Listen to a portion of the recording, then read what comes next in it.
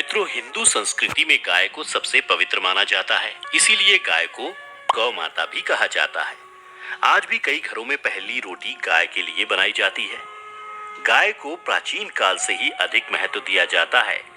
शुरू से ही यह मान्यता चली आ रही है कि गौ माता में देवी देवता वास करते हैं, इसलिए गाय को एक पूजनीय पशु माना जाता है।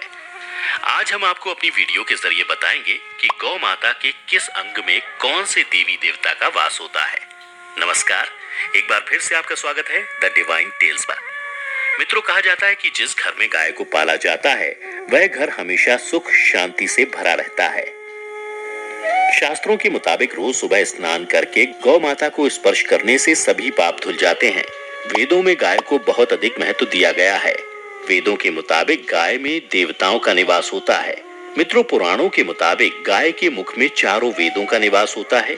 गाय के सींगों में भगवान शिव जी का वास माना जाता है। वहीं गौ माता के उदर में भगवान शिव जी के बड़े बेटे कार्तिकेय विराजमान होते हैं। गौ माता के मस्तक में ब्रह्मा जी, ललाट में रुद्र, सींगों के आगे वाले भाग में भगवान इंद्र और कानों में अश्विनी कुमार का वास होता है। गौ माता की आंखों की बात करें तो उनमें सूर्य और चंद्र, दांतों में गरुड़ और जीभ में सरस्वती जी निवास करती हैं।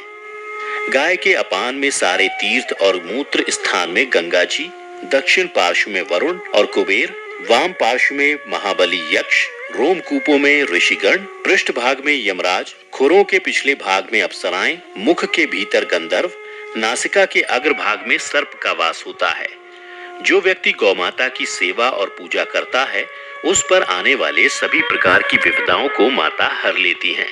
गौ माता के खुर में देवताओं का वास होता है। ऐसी मान्यता है कि जहां गौ माता विचरण करती हैं, उस जगह सांप बिच्छू नहीं आते।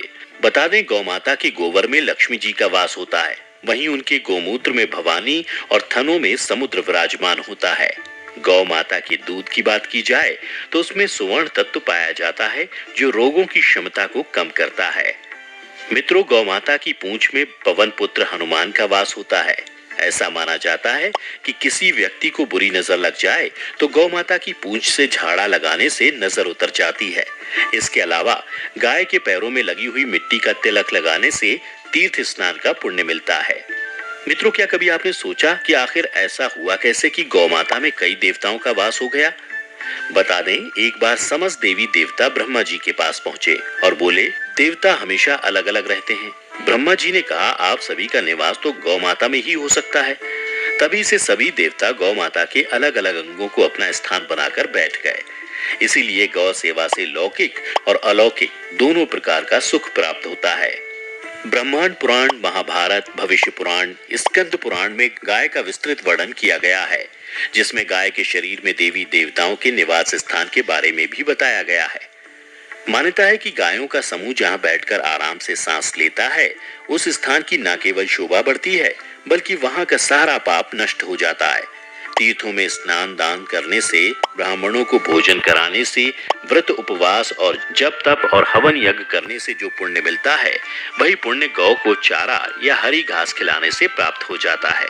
मित्रों, ऐसा माना जाता है कि अगर कोई ऐसा व्यक्ति जिसकी भाग्य की रेखा सोई हुई हो, वो अपनी हथेली में गुड़ रखकर गौ माता को जीभ से चटाए तो गौ माता की जीभ हथेली पर लगते ही व्यक्ति की सोई हुई भाग्य रेखा जाग जाती है। वहीं कहा जाता है कि काली गाय की पूजा करने से 9 ग्रह शांत रहते हैं। जो ध्यान पूर्वक धर्म के साथ गौ पूजन करता है उनको शत्रु दोषों से छुटकारा मिलता है।